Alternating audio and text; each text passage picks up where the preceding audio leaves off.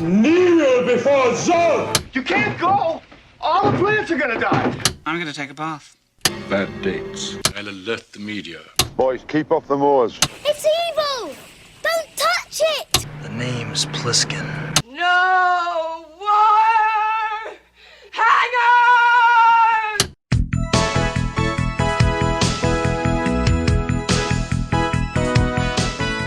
Welcome to Vintage Video, where we're rewatching the 80s so you don't have to. We'll be reviewing every major film release of the 1980s in chronological order, overanalyzing what you've seen and spoiling what you haven't. I'm Patrick O'Reilly. I'm Jesse Bayless. And I'm Richard Wells. And today we're discussing Chu Chu and the Philly Flash, released August 28th, 1981. It was written by Barbara Dana and Henry Barrow, directed by David Lowell Rich, and released by Melvin Simon Productions.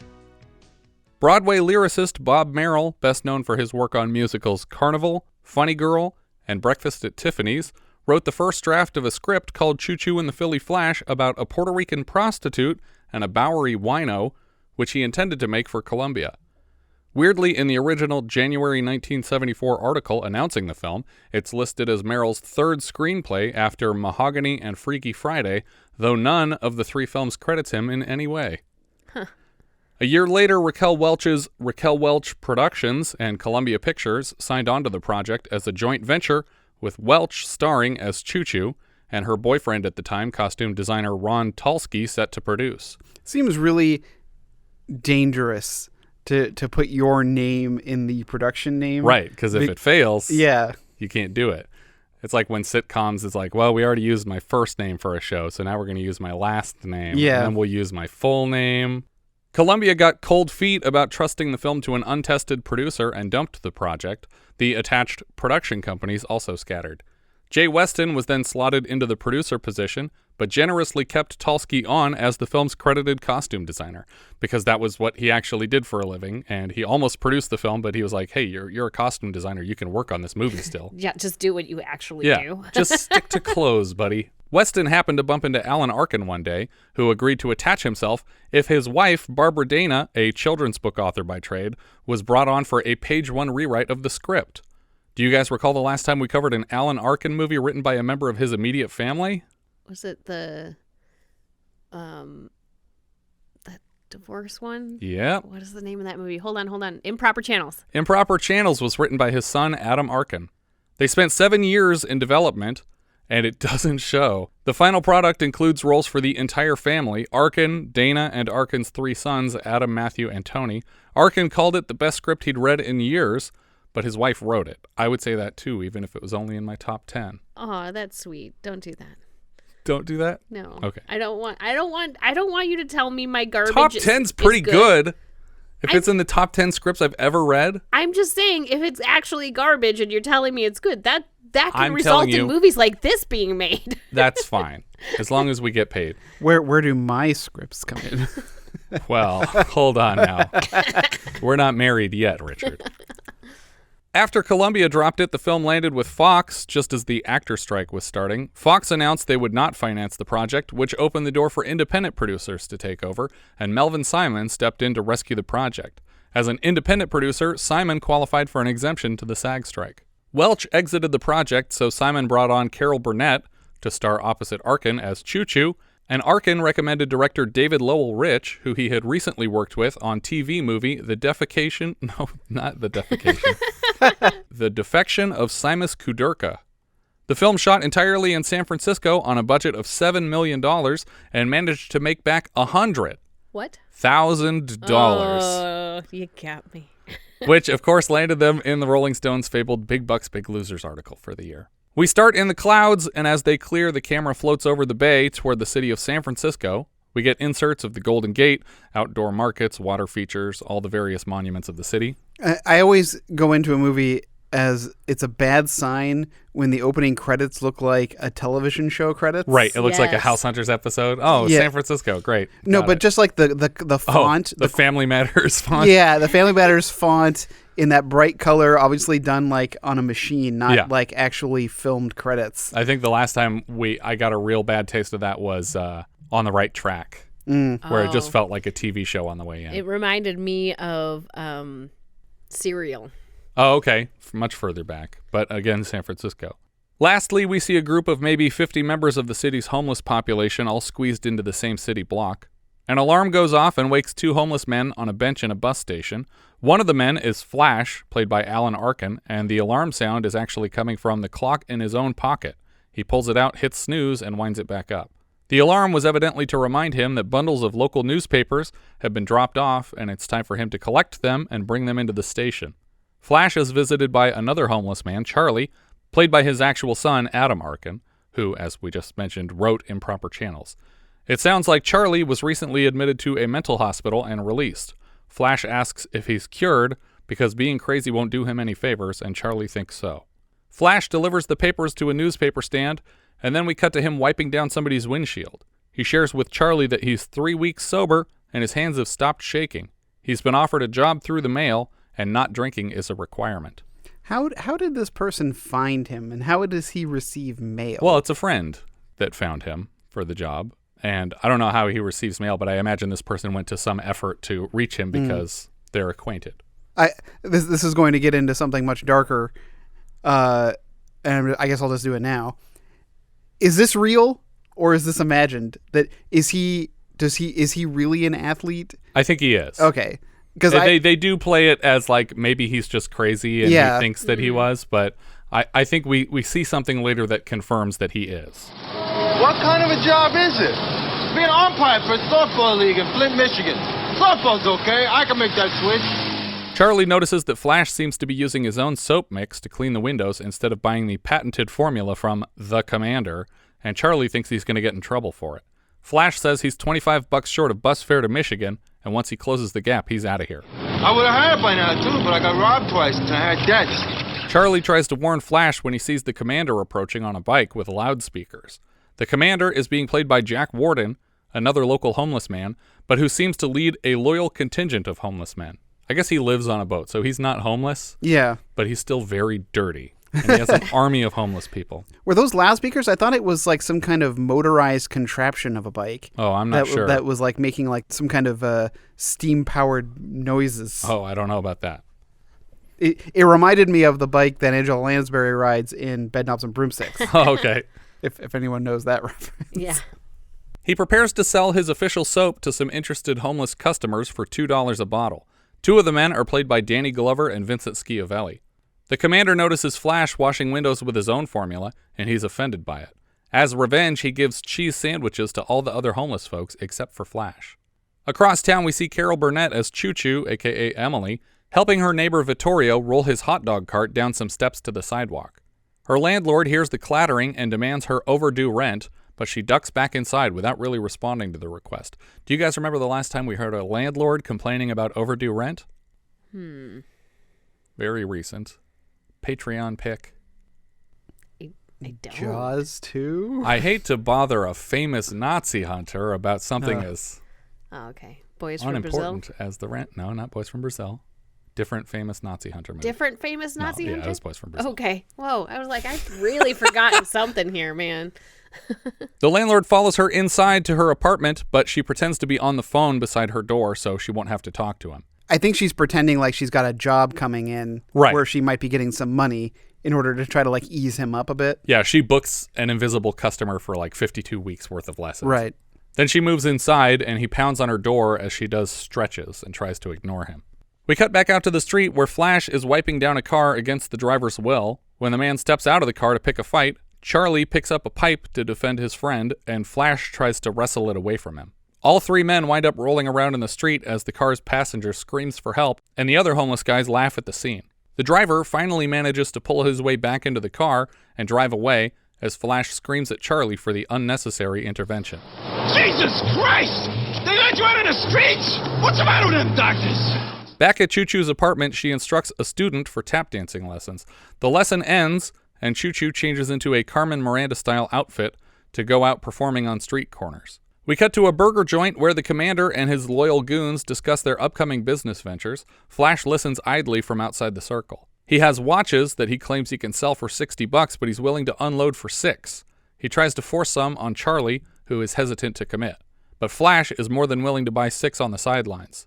Or 8, I guess he says. I think it was more than even he was trying to foist on Charlie. The commander reminds him that he said he didn't need anybody. You know who you're talking to here? Yeah, I know I'm talking to here. A wino, a bullshit on it. I'm the Philly Flash, that's who I am. No, Billy, flash my sister's ass. You ain't nothing and you never was nothing. Flash says that if he were a faster runner, he'd be in the Major League Hall of Fame, and the commander is just a dishonorably discharged Navy man stealing valor with a fake title. The commander's heard enough and throws Flash out on the street, but then Flash peeks back inside to get the final word. Just for that, I'm leaving. And I'm never coming back.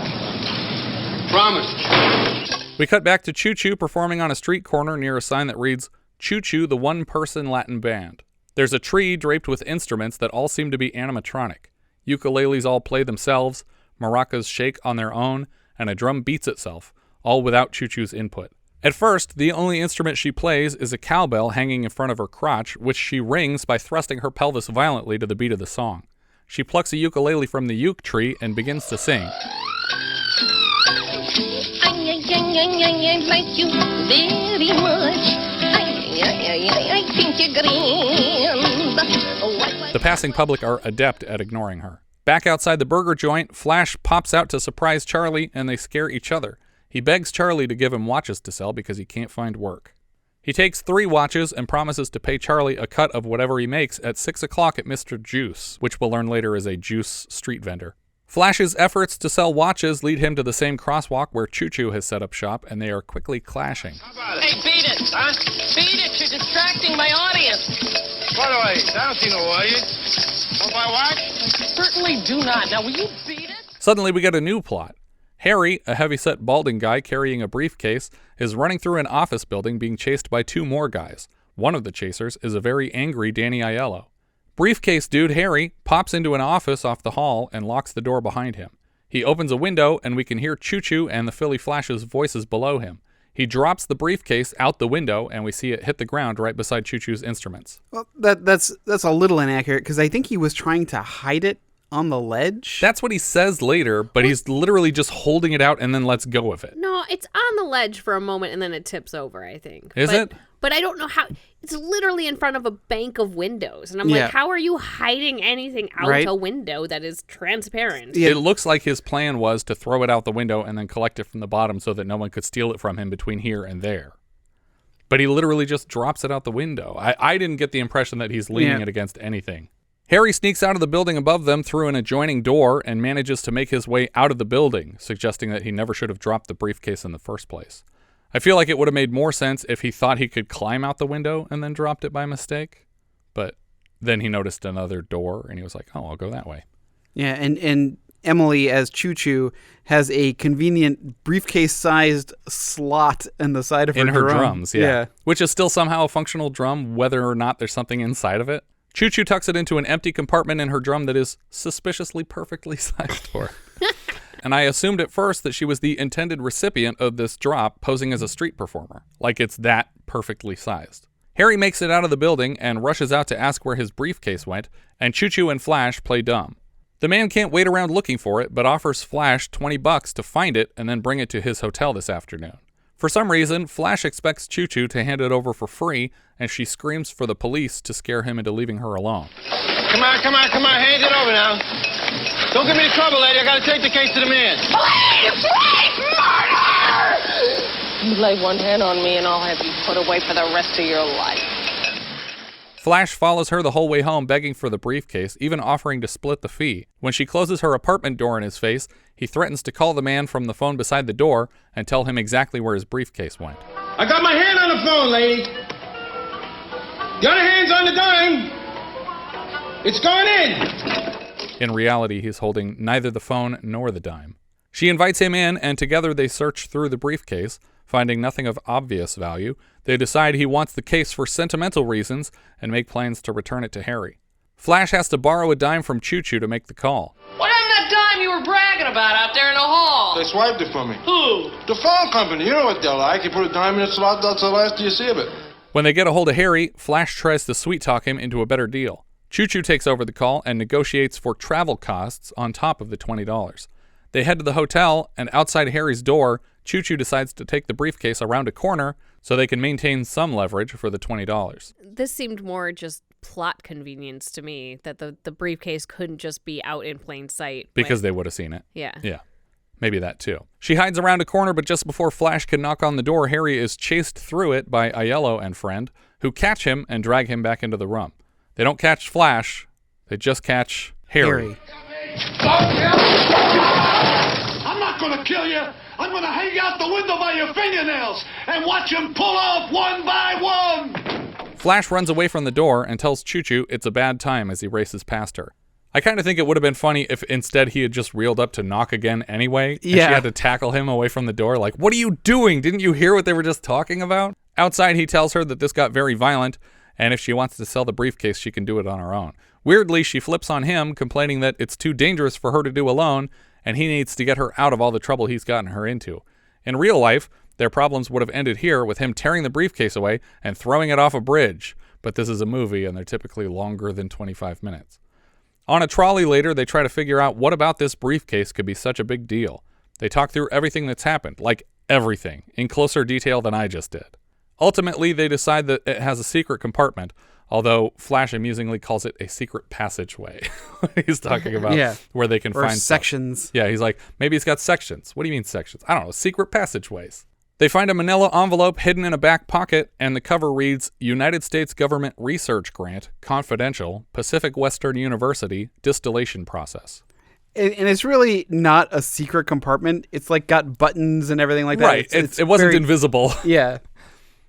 Yeah, you would expect it to be something where you have to like bang on it for something to pop open. Right. But it's really just a pocket they didn't notice. Yeah, it doesn't have like the 50 gold farthings from From Russia with Love, like hidden in the lining. Gold sovereigns, that's what they were called, not farthings. I'm sorry, I don't know why I had the word farthing in there. Sovereigns, before someone comes after me. Chu Chu is intimidated by the official nature of the document and quickly snatches it to hide it back in its envelope. Secret plans. Shut up. Government stuff. Confidential. You keep it down. This is a public vehicle. Wow, we're sitting on a gold mine. Shut up. Flash is officially freaking out and makes plans to bump the price up negligibly. Whoa. We play our cards right, we could get $50 for that. Maybe 75. Back in Harry's hotel room, he claims to Aiello that he didn't intentionally drop the briefcase because it fell by accident, but he clearly dropped it on purpose. I don't think he did. I don't think it's clear. Well, he swears on his mother's grave, so I hope you guys are right. It sounds like these mobster-type fellows hired Harry to steal the paperwork, but he had second thoughts and tried to return it himself before he lost it. When Harry swears on the Pope's life, Aiello seems to think he's lying too. I swear on the Pope's life, I'm not cut out for this. Don't swear anymore, okay? Like he's worried about the Pope. He's like, hold on. Aiello informs him that if Chu Chu and the Flash don't show up soon, they're going to start cutting off parts of him. Back at Chu Chu's apartment building, she's suggesting a new sales price of $500 when they notice her neighbor Vittorio with the hot dog stand. They help him drag it up the steps and then a flight of stairs inside. Chu Chu asks for a dime so she can call Harry back and announce the new price, but Flash thinks $500 is way too much. He then describes a bizarre bargaining strategy where you start with a low price and then work your way up, which makes no sense at all. Right. It's like $200. All right, deal. $300. What? He recommends $75, but is quick to accept $250. When Chu Chu calls the hotel room, Aiello answers, and when she doesn't believe he's Harry, as he claims to be, she makes him describe the contents of the briefcase. He hands the phone to Harry to answer her questions. Without consulting Flash, she increases the asking price to $300 on the phone, but Harry is quick to accept. The plan is now that she will call back with a location for them to meet up later. I don't know why she bothered to call before she decided on a meeting place. I guess we needed more scenes. Aiello is as annoyed as I am to learn the movie will needlessly pause here for a bit. Harry suggests a game of 20 questions to pass the time. Do you guys recall the last time someone recommended a party game to pass the time and was coldly rebuffed? No. It was charades, if that helps. Yeah, I was just thinking. Jaws 2. Jaws 2 is correct. Anybody want to play charades? No. In Chu Chu's kitchen, she offers Flash saltines and he excitedly accepts them. Vittorio knocks on the door and offers them the last couple hot dogs for the day, which gives Chu Chu the idea of using him for the drop. I don't know if I want the last 2 hot dogs. Been soaking in hot dog water they all could have day. been there all day, yeah. They're extra juicy. No thanks. No thanks, Vittorio. In Vittorio's apartment, Chu Chu explains the new plan. She shows him the package, which is the briefcase wrapped in butcher paper. She tells him that a man will approach the cart with a password, and he will sell the man this package. While they discuss the plan, Flash is eating all the toppings out of Vittorio's hot dog cart. After the exchange, they will meet at the wharf. This part of the plan takes Chu Chu 4 minutes and 600 words to say. I don't understand. She's like, we're going to hide behind a bush, and then we'll move out from behind that bush, and you will sell the thing, and then you will go to a place, and then you'll go to here, and then you will go to there, and we will meet you there, and then we will all be at that place, and we will be there at the same time. Yeah, and the password is ordering food.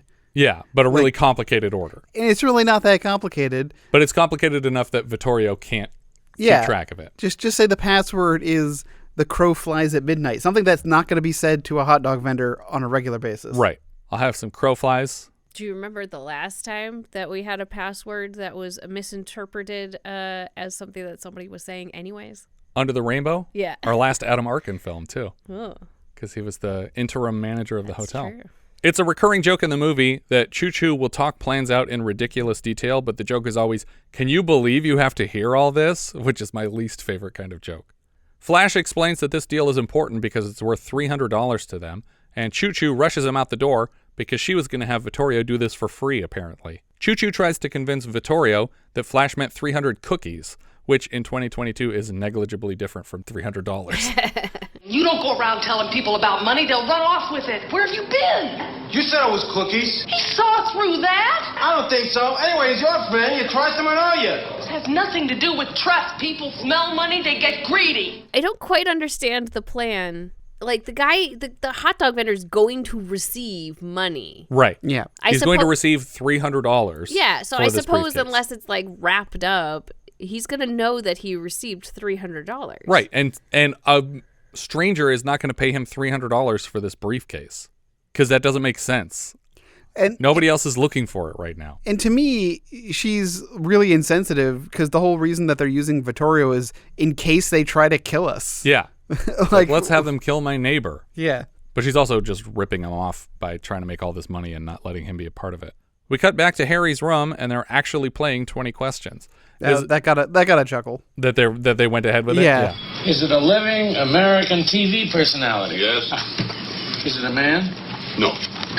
I like to think the clue he was fishing for is Carol Burnett, because she interrupts the guessing with another phone call, but all the clues that he gives match for her. Chu Chu tells Harry that he is to find a hot dog man in the park and make a very specific, complicated order to ensure that he is the man that they're looking for. Unfortunately, Harry doesn't have a pencil, so he can't take down the order as she relays it to him. The two goons in the room scour the drawers for something to write with and come up empty-handed. Chu Chu hangs up the phone before Harry has written anything down. But amazingly, they get the entire order, I think. Yeah. Or most of it. Aiello is fed up with this mess and says that they're going to return to where they lost the case to look for more witnesses. At the same business park, we see a man with several wagons hitched together containing cats in cages. Aiello and company ask the cat man if he's seen a man wearing a baseball cap, but he's too distracted by the cat hunt. I'm busy. I got a cat coming in. I'm trying to increase my inventory. You want to buy a cat? No. You know him? He was here this morning selling watches. Nah, I don't know him. When Aiello offers him some cash for the information, the cat man coughs up the commander's name in connection with counterfeit watch sales. I like, though, that after he gives him the money, he still tries to give him the cat. He's like, oh, don't forget your cats that you just bought. It's like, no, we were bribing you. Like, no, I got a business. Yeah, he's like, I don't take handouts. And he's like, do you take bribes? He's like, yeah. And he's like, then we're good here. That's what just happened. They find the commander's boat in China Basin. For this whole scene, the commander's face is half coated in shaving cream, but he doesn't appear to be actively shaving, and nobody notices it or mentions it. The commander pretends not to know who they're asking about when they describe Flash, but he offers to put watchmen on the case for $50, and Aiello is quick to accept the offer. Too quick. The commander can see he's screwed up. Because the commander refused to let them on board his vessel, they have to extend a pan on the end of a long stick to collect their cash. After Aiello and friend leave, the commander sends out 3 of his henchmen to tail Flash. Not capture, just tail. Keep track of where he is for no fucking reason. Back in Vittorio's apartment, Flash struggles to communicate the special order that Vittorio is waiting for to present their prized package. But this guy operates a hot dog cart all day. He should be really good at taking orders for hot dog related items. Maybe that's why they stuck with the hot dog plan. Yeah. After practice, Vittorio understands the password.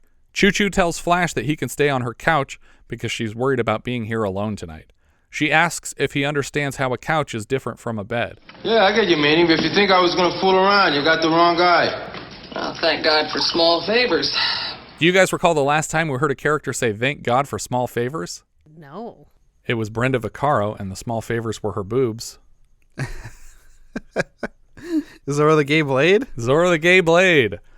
When he tries to stab her through Zorro's dad's coffin. Okay, sure. She's like, thank God for small favors. Florine, did you know her?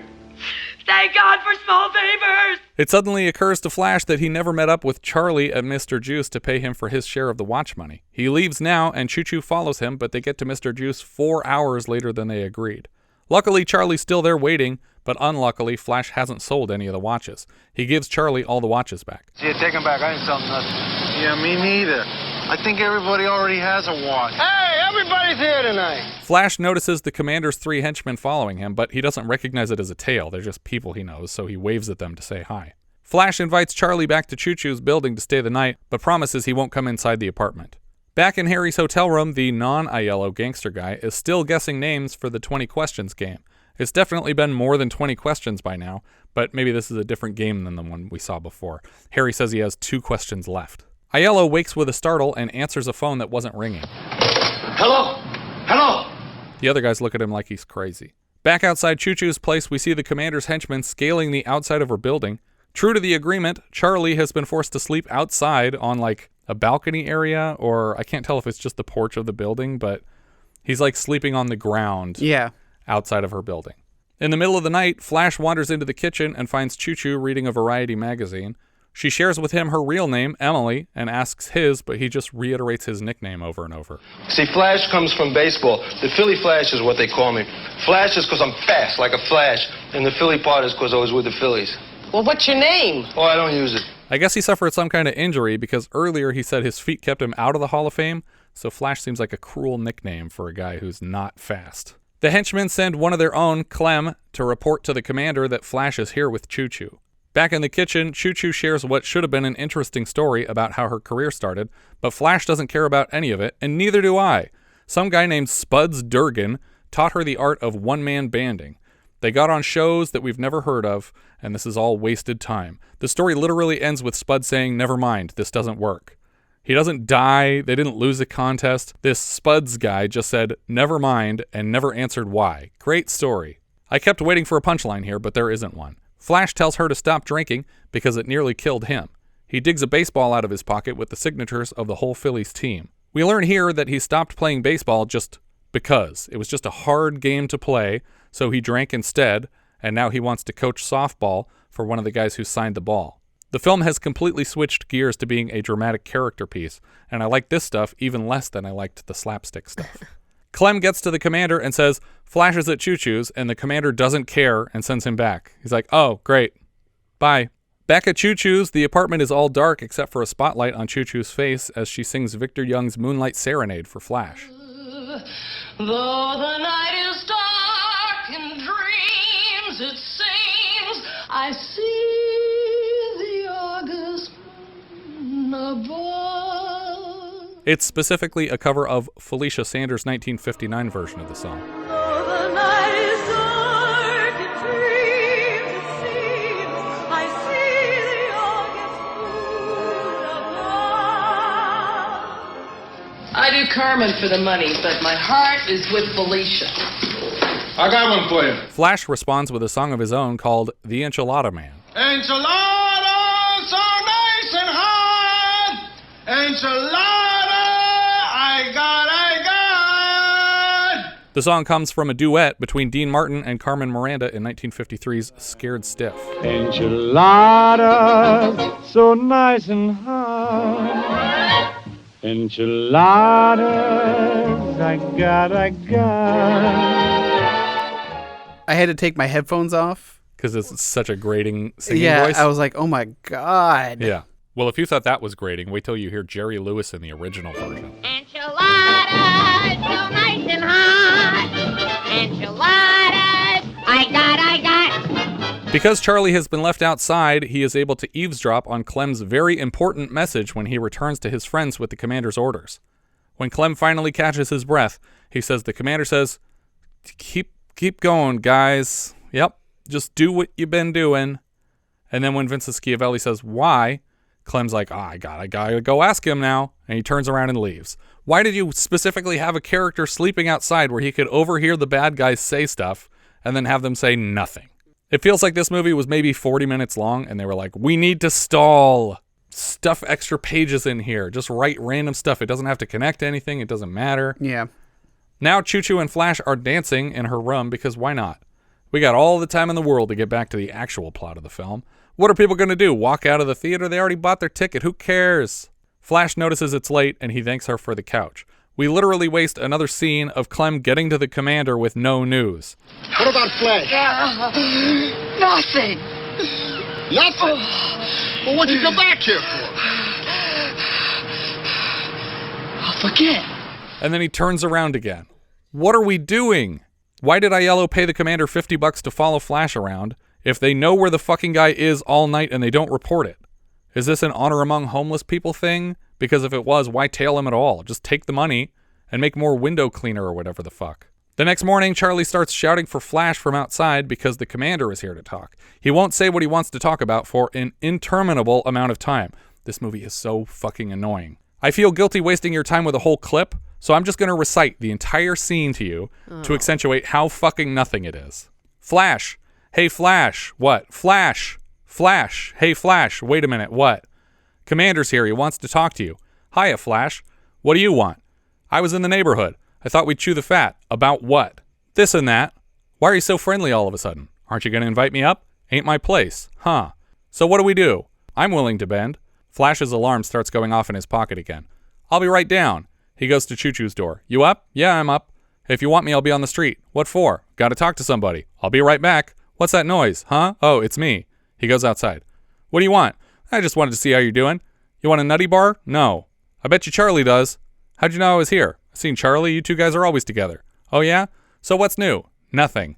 Just fucking start talking, you assholes. You have said nothing. It's been 5 straight minutes of you guys just going, hi, hi, hi, hi, hi, hi. And then for no reason, he lets Chu Chu know what he's doing. This entire conversation could have just been like, Flash, come down here. All the words I just said should have been the commander shouting, Flash, come down here. When Flash tells him to leave, the commander says he's hurt because he was just considering inviting Flash to his birthday. The commander eventually gets around to saying, split the ransom with me or I'll tell them where you are, even though you won't be there anymore because you're literally leaving right now. The commander tells his underlings to continue following Flash to make sure that absolutely nothing has changed in the last 24 hours of the story. Chu Chu is annoyed that Charlie is still following them around, but I'm sure this character will be of some significance to the story eventually, right? Oh, yeah. Arkin wouldn't just say, put my son in this movie and have him follow me through every scene with no conceivable explanation, right? When they get to the park where the exchange is to take place, there seems to be a crowded family fun day going on, complete with multiple hot dog stands. They pick a bush to hide in, but Charlie says it won't work. I can't do that. Why not? My hair will show. It's too big. Okay, fuck off then. Why are you even here? Predictably, Harry goes around ordering the special combo from each of the wrong vendors first. It's not funny because it's just not funny. Charlie is finally invited to help, but apparently they tell him to go grab the fat bald guy for some reason, which was not the plan. This guy is supposed to go to a hot dog stand and pay $300 for a briefcase. That's still the plan right now. So, of course, Charlie goes and grabs the wrong guy as Harry continues moving from cart to cart, arms overloaded with hot dogs he didn't want, but for some reason paid for. Did he pay for $300 at every hot dog stand? Well, I think he paid for hot dogs at every hot Why dog did stand. he pay anything less than $300? If the plan was, you give me $300, I give you a briefcase. Oh, because he got food instead of a briefcase, so he's paying specifically just for that food. Why, if he didn't want that food, is he buying hot dogs? He ordered the food. But you can also say, never mind, you're not who I thought you were. Well, he does, like the next one. Right, but by then his arms are literally just overloaded with hot dogs that he's also not throwing away. Hilarious. I don't understand how you don't get it. They were just very good hot dog salesmen. I guess, yeah. I was like, look, I wasn't going to buy a hot dog, but now you've convinced me. I like to think that he specifically paid $300. He's like, no, I have to pay you $300. And the guy's like, okay, here's your 6 hot dogs that you ordered. 6 hot dogs? Yeah, or something like that. I think that those are pretty expensive hot dogs. That's true. But $300 is worth it. A child walks up to Vittorio and orders the absurd exact order to get the briefcase, and he prepares to hand over the package when Flash runs screaming from the bushes to interrupt, even though there's no way this kid was going to pay $300 and accept a briefcase in place of hot dogs. Flash loops around the cart screaming,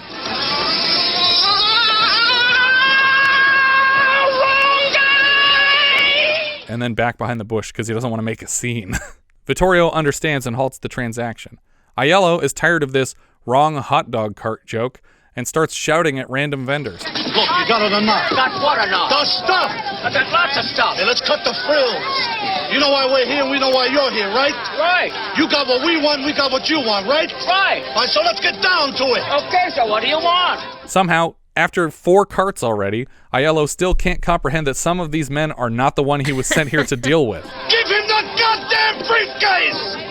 He tackles an innocent man to the ground for no reason. Out of nowhere, Flash says he needs Charlie again, so he grabs a random child and says, "Bring back the dumb guy with glasses." And of course, this is where the girl goes and gets another random person with glasses and brings it back. But no, nothing actually happens with this. She doesn't bring Charlie back. We never see this girl again. That's the end of that moment.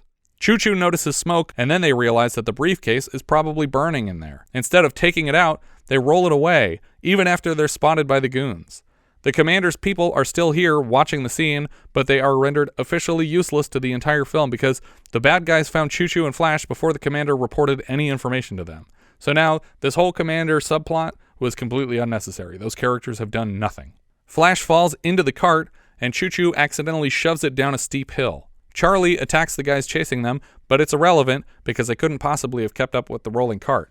And right now, the plan is still to sell this briefcase to these guys. Just do that here. Why are you so concerned? Just take the briefcase out of the flaming cart and say, "Hey guys, here's the briefcase that we're trying to sell you." Why even be secretive about it anymore? You forgot to mention the whole subplot where Charlie was talking to the devil. Oh yeah, the girl. It's the henchman, one of the commander's henchmen doing a puppet show, right? I don't know. Is that who it is? I think it's the girl puppet. Okay. The girl is doing the devil puppet to distract him for some reason, and he just talks to a devil puppet for like 3 minutes. The cart hits a ramp and flies through the air, crashing down hard in a bush. Chu Chu wanders up just as Flash is climbing out of the wreckage with the briefcase, and Vittorio cries over the destroyed hot dog cart. Flash is so embarrassed by how badly he flubbed this handoff that they decide not to sell the papers to these guys and to sell them back to the government instead. A dog from the park is now following them around, by the way. It's irrelevant, but a detail I guess I should mention. The dog does nothing. I kept thinking the dog was going to snatch the briefcase. Something, right? You trained a dog to be on set, and it does nothing that an untrained dog wouldn't do. Flash calls the Pentagon, and he screams into the phone for like 3 minutes when they won't take his call. They could easily have written some jokes here, but Arkin is left to improvise and puts all of his energy into being funny mad, which at this point I'm just tired of. Yeah, this could have been a really fun burn after reading type moment. Yeah. Where it's like they're ready to make the drop. And you see the other half of the conversation maybe a little bit. Yeah. But instead it's just him screaming into a phone for a while. Now that plan has officially failed, we have jumped back to the first 10 minutes of the movie. Chu Chu and Flash have a briefcase, they want money, and there are still no stakes for anyone. Nothing matters. If they set this briefcase down and walked away from it, it wouldn't ruin anybody's day. It wouldn't affect any character in the whole film. We're now 1 hour and 14 minutes into the film when the first legitimately funny joke occurs. Flash is so offended that the Pentagon wouldn't take his collect call that he decides his new plan is to sell the government secrets they found to whoever will speak to them from the Russian consulate. All right! What? Okay! What? My country deserts me! I desert him back! Moments after walking in, the man at the front desk tosses Flash and the briefcase out onto the street. Flash decides to quit sobriety and takes Chu Chu's purse for a swig of her liquor. They wrestle over it on the floor for a while as she shatters the bottle across the sidewalk to save him from himself. New plan: sell the briefcase to the commander. Back on the commander's boat, his men are hanging a banner for his birthday celebration. He wasn't lying about that part. They sell the case to the commander for the money Chu Chu still owes on her rent, but before they can hand over the papers, Aiello and the boys show up. They collide with the female henchman, and they knock a birthday cake with lit candles to the deck of the ship, which is like drenched in gasoline for some reason. Yeah, they're brewing some kind of fluid. Right. That's the best way I can describe it. And the commander keeps window cleaner. Yeah, that's what I'm wondering. It's a window cleaner, or it's some kind of alcoholic beverage. Yeah, but he keeps yelling at them about having lit cigarettes. It's like the Fight Club. Right. When the guy's getting berated, is like, "Do you want how much ether we have in here?" Yeah. But so the whole boat is very quickly just in flames. Well, I wanted to go back real quick because my holy shit moment was when Danny Aiello has captured all of the commander's goons, and they throw Ruth Buzzi out of the car while it's moving. Oh, yeah. And I was like, oh my God. And she does like a little roll and then lands on her feet like the end of an Olympic gymnastics. But field. I was just, it was so sudden where they just literally just throw her out of a car. Yeah. I was like, it took me by complete surprise. Yeah. But then somehow she gets back before them. Yeah. Carol Burnett screams a lot, and everybody runs around for a while. Flash hands the papers off to Harry on their way off the boat, and later Chu Chu and Flash split their cash prize on the trolley. Flash sheepishly offers Chu Chu his baseball as a memento of their adventure together, implying that these past couple days have meant more to him than his entire failed baseball career. She says no thanks. He hops off at the bus terminal for a trip to the softball coaching job. Back at home, Chu Chu offers Vittorio $20 to repair his cart's broken wheel, apparently the only damage it incurred when it, crashed down into a bush. Chu Chu's student, Betty, from the start of the film shows up again. At the last second, Flash decides against buying the bus ticket and sits down on a bench with Charlie. Betty is here, too, crying into a Kleenex. Charlie says getting off the bus was a mistake. Boy, that lady's gonna be very mad at you. What lady? The lady on the bus. What lady on the bus? Obviously, the only point of this Betty character being here is that she was the one who was supposed to tell him, I just brought Chu Chu here because she said she needed to get on a bus. Yeah. But because they decided they have to stamp Adam Arkin into every scene of this movie, he's for some reason sitting between them, and her character is here pointlessly. There's no reason for her to be here now. There's no reason for her character to exist other than that she is Alan Arkin's wife who wrote the film. Right. So now both of them have to be in the scene together. So it's basically a family photo when we have the three of them sitting across this bench. Turns out Chu Chu showed up a moment ago and bought a ticket on Flash's bus. He runs out to the terminal and barely waves the bus to a stop in time. He runs to the back and sits beside Chu Chu. Instead of recognizing that they both just tried to abandon their life's plans to be together, they argue about Flash being late to the bus, and they try to make it charming with little bits like, "Don't twist my meanings. I took it from Spud's Durga, but I'm not going to take it from you." Oh, well, I gotta listen to this now for the next 30 years? But it's mostly just irritating to listen to these two whine to each other about everything. The camera drifts away from their bus window into the sky as the credits roll. End of film. It's very tiring. Yeah. The plot makes no sense, and almost none of it is funny. These two characters do not have chemistry together. I mean, it was exhausting to watch the first time and exhausting to be recounted. Yeah. The plot is simple in that they have the thing that the people want, the MacGuffin. Right. We never find out what it's for or why it's so important to have. But obviously, Danny Aiello is willing to kill for it.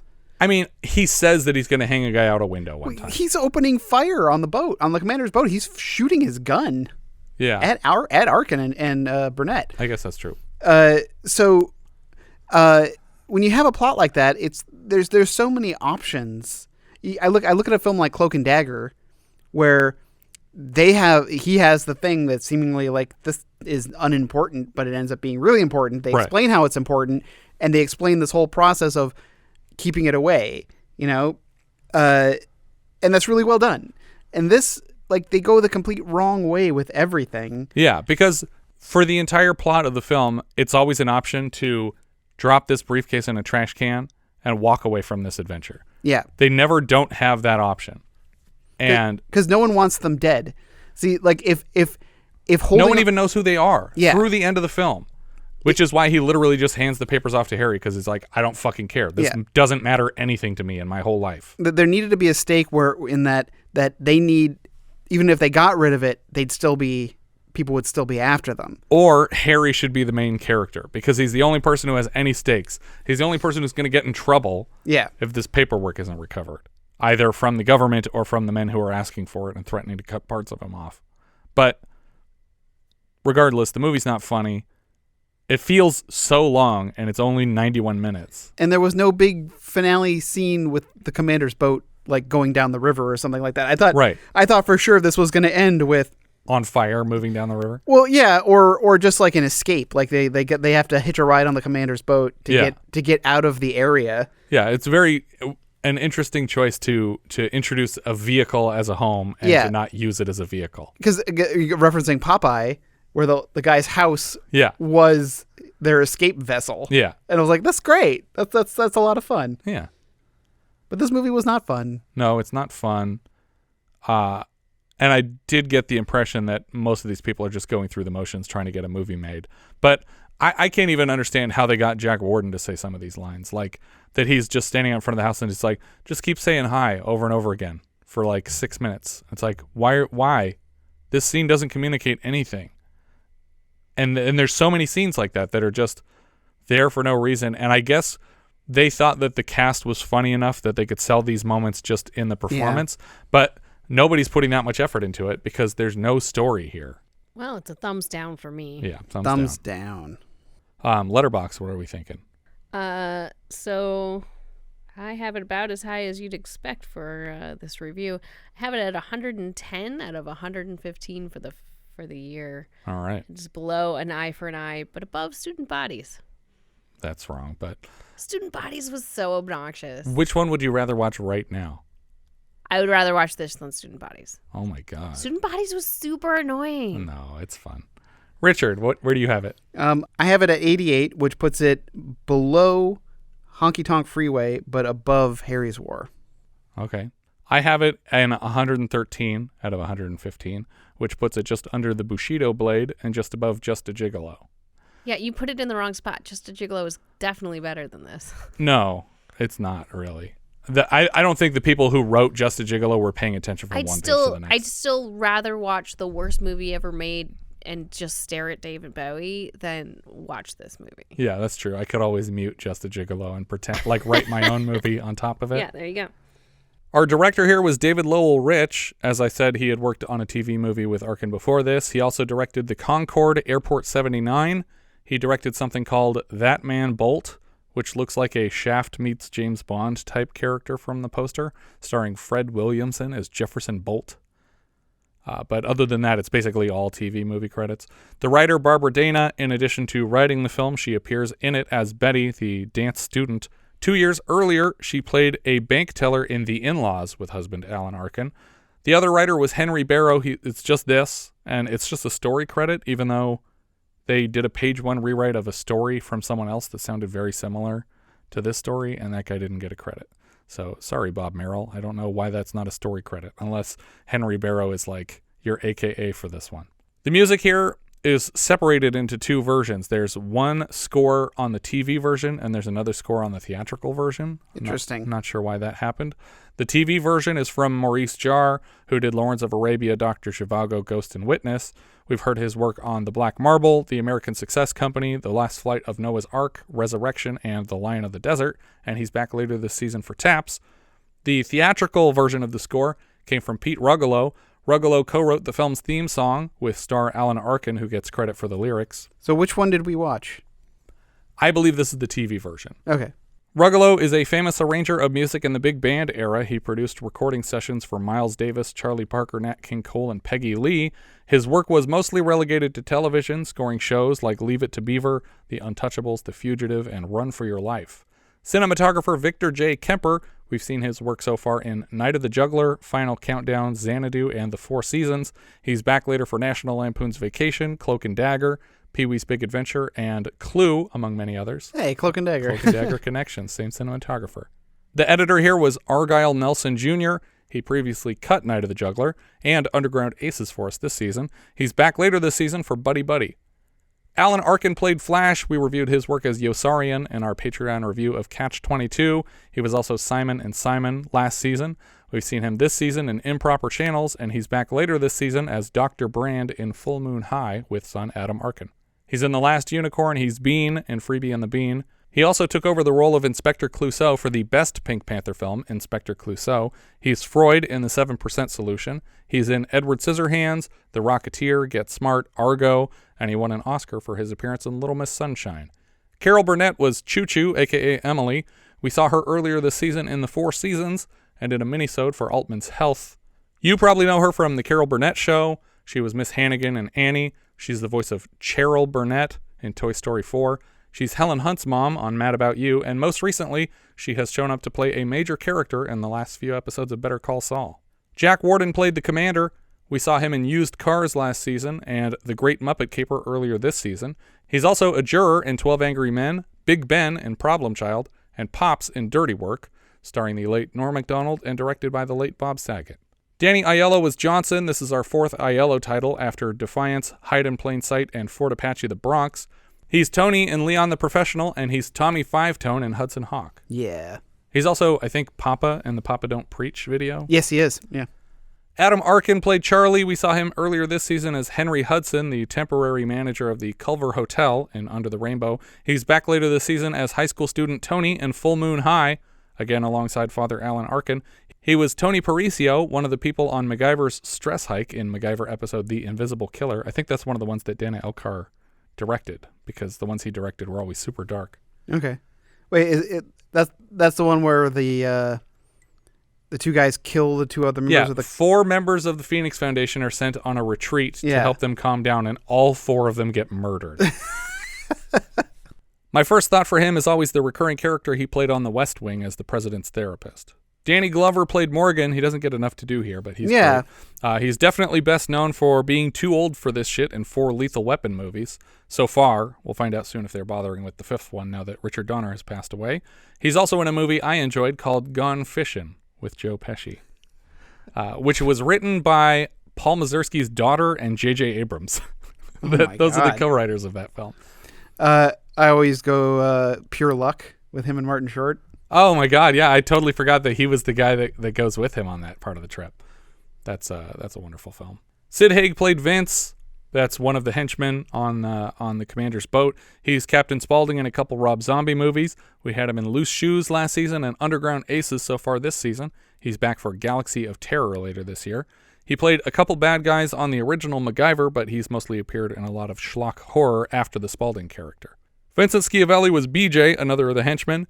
He was in the Gong Show movie and The Return last season, and American Pop earlier this season. He's a Milos Forman regular in titles like Cuckoo's Nest, People vs. Larry Flint, and Man on the Moon. He's in a couple MacGyvers, Ghost, and Tomorrow Never Dies. Ruth Buzzi played Consuelo. I don't remember him calling her Consuelo in the film. Yeah, I don't believe that she's ever given a name. Yeah. She has lots of voice acting credits: The Rescuers, Alvin and the Chipmunks, The New Scooby-Doo Mysteries. She's the voice of Mama Bear on The Berenstain Bears, Nose Marie on Pound Puppies, and Susie Kabloozy in 41 Sesame Streets. She was a regular in like the comedian crowd. Like I remember seeing a lot of the Hollywood Squares. Well, Hollywood Squares, but I was mostly thinking about the late night commercials for the Dean Martin Celebrity Roast. Sure, yeah. Where she was like one of the usual regulars on that. Vito Scotti played Vittorio. He was Nazarene in The Godfather, and he's the voice of an Italian cat in The Aristocats. We've seen him so far as generic Italian characters in The Nude Bomb and Herbie Goes Bananas. I think he's the guy who's like, "He ate my chicken," when the car eats his chicken, because there's a child hiding in it that steals the chicken. Lou Jacobi played Landlord. We saw him earlier this season as the flower shop owner who asked Arthur what it was like to be rich. Feels great. A dumb question. Scott Beach played Harry. He's a George Lucas regular with appearances in THX 1138, American Graffiti, and then as a stormtrooper in Star Wars, which is why his IMDb photo is just the head of a stormtrooper in costume. Later, he's Mayor Gundy in Stand By Me and a judge in Mrs. Doubtfire. Jeff Hoyle played Clem. He played Scoop, the reporter, in Popeye last season. Morgan Upton played Butts. We've seen him so far as Olderman's doctor in Cardiac Arrest for a minisode, and one of the Battle of the Bands judges in Die Laughing. Tony Arkin played a puppeteer. He's the co-host with brother Anthony Arkin of the Arkin Brothers Talk About Movies podcast. Dabbs Greer played Wally. He's best known as Mr. Jonas on Gunsmoke. More recently, he played the 108-year-old version of Tom Hanks' character in The Green Mile. He played Pa McCluskey, father of Gator McCluskey, in White Lightning, and bizarrely, he was replaced in the second film by the very next actor in the credits, John Stedman. John Stedman played Snyder. He was the drunk in the welfare office in Cheech and Chong's next movie. He was Sam in Fade to Black, and before either of those, he was Fred in The Hills Have Eyes, and Ned McCluskey, father of Gator McCluskey, in White Lightning's sequel, Gator. Let me buy you a drink. I want to tell you my idea for a Gator sequel. Gator was a sequel. I know, and this will be the final chapter in the McCluskey trilogy. Arnold Johnson played another bum. He was Putney Swope in Putney Swope. We've seen him so far as Cull in Shaft. He was a bum in On the Nickel. He was a bank bum in Honky Tonk Freeway. He's also Carl's stepdad, Fletcher Thomas, on Family Matters, which we called out earlier in this episode as a font reference. Yeah. Stephen Hirsch played Carman. I think that's the guy who gets yanked out of his car to fight in the road. We've seen him so far in Ordinary People and The Return. Jim Haney played Hot Dog Man No. 1. He was the Dockmaster in The Fog last season. Max Grodenchik played Frankie. This is his first credit. He shows up as a clapper boy in Barton Fink, and then Wilmer in The Rocketeer. He is probably best known for his 37 appearances as Rom in Star Trek Deep Space Nine. He also played Rumpelstiltskin in the 95 horror film Rumpelstiltskin.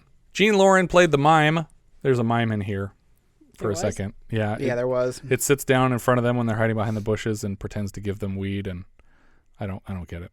He was previously credited as a cymbal/drummer in The Competition last season, and also has a creature technician credit on Return of the Jedi, and a credit as Bear in Howard the Duck. That's probably Jean Loran. Carl Arena played another mime. He was Capitano in The Competition last season, and a set decorator on Hot Dog the Movie in '83. Hot Dog, and there's hot dogs in this. Coincidence? Yeah. Daniel Forrest played a mime also.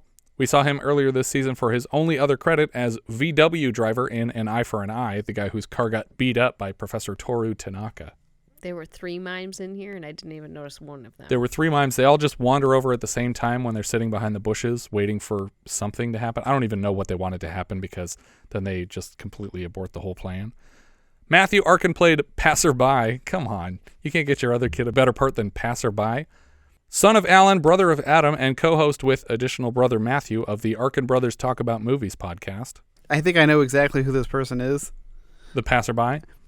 I think it's the person when they are rolling around trying to get the liquor bottle from when Alan and he just walks by in the background. Yeah, because I thought the guy was going to steal the briefcase. Oh, interesting. Because this guy's approaching them and awkwardly walking. I do remember towards that. them. He kind of looks Elliot Gouldish. He's out of focus in the background. Yeah, I was like, oh man, this guy's going to steal the case, and then nothing happens. It's like, well, why did you have a guy walk by? Passerby. Before this, he was Phil in An Unmarried Woman, and after this, he plays Save the Rhino Man in Death to Smoochie, and Clive Bernhardt on the Get Shorty TV series, which is actually great. I think we only watched the first season. Has there been more seasons? There has, Okay. but I really enjoyed it. And Death to Smoochie, another Vincent Schiavelli. Right, that's true. Rosie, probably because Danny DeVito directed, didn't he? Or he's in it, at least. Danny DeVito directed Death to Smoochie. Yeah, and they were both in Cuckoo's Nest together. Yeah. Rosie Malik-Yonan played Girl on Bus uncredited. We've seen her so far as Girl at Game in Inside Moves and Beach Girl in Blood Beach. So this is her 3rd girl credit. Good for you, Rosie Malik-Yonan. Working up to that woman credit. Yeah. I think that's everything for Chu Chu and the Philly Flash. If you have any thoughts you'd like to share, we are Vintage Video Pod on Twitter, Facebook, Instagram, YouTube, or Letterboxd, where, as I've said before, you can find each of our full movie rankings for the year. We can also be found at vintagevideopodcast.com. We also have a Discord now. Join the 24/7 movie chat and share your thoughts on episodes past, present, and future at vintagevideopodcast.com/Discord. And if you're listening on YouTube, don't forget to subscribe. What's that sound? We got one! That's right, it's a new patron, Matt Smith. As a $5 patron of the show, Matt now has access to 31 full-size 70s reviews and 36 minisodes from 1980 and a hand in choosing next month's film. Thank you so much for listening, and I hope you'll join us next time when we'll be discussing Gallipoli, which IMDb describes like so. 2 Australian sprinters face the brutal realities of war when they are sent to fight in the Gallipoli campaign in Turkey during World War I. We leave you now with the trailer for Gallipoli.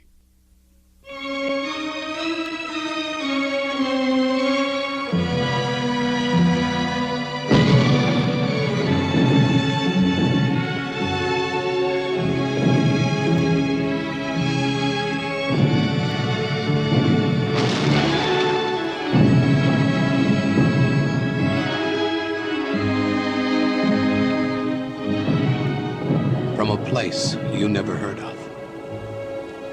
comes a story you'll never forget.